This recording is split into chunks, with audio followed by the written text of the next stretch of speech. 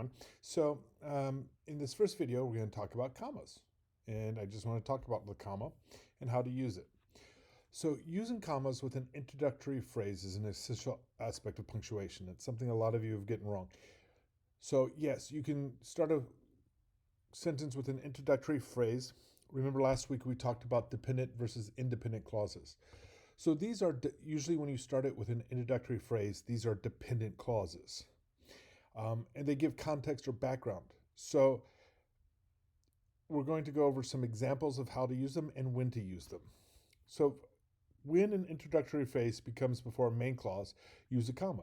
So for example, before going to bed, comma, I always brush my teeth. So you're describing the situation. You're giving context. What do you do like a habit, usually before you go to bed? You brush your teeth. You use a comma after introductory adverbs that modify the entire sentence. So if you're starting it off with however or therefore or nevertheless, you also use a comma. Nevertheless, he persisted in his efforts. All right. Oh, I've done this wrong. Hold on. So it should look like that. That's better. All right.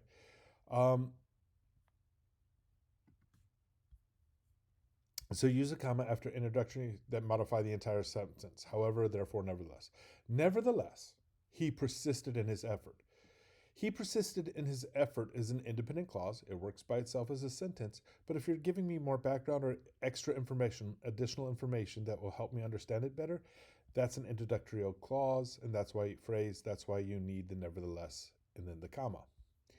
Use a comma after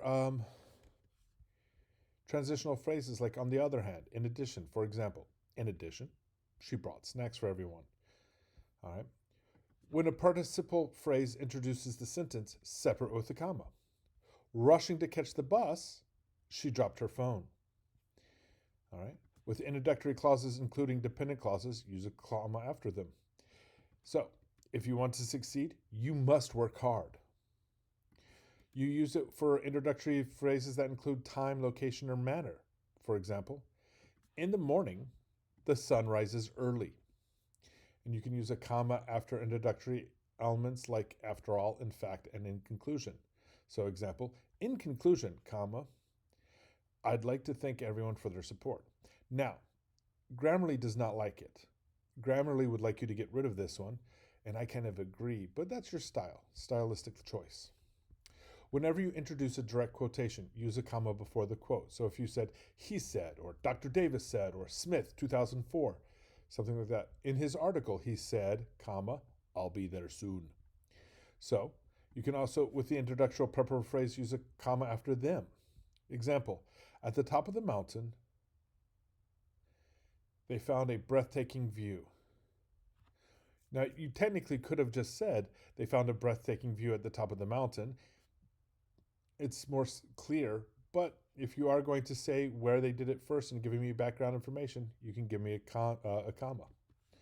Also, for introductory phrases including contrast, use a comma to separate them. For example, despite his age, he ran faster than everyone. Despite being fat, Richard's incredibly charming and handsome and wonderful. All right. I hope this helps with some of the things that you can learn with doing a comma after introductory phrases. Thank you.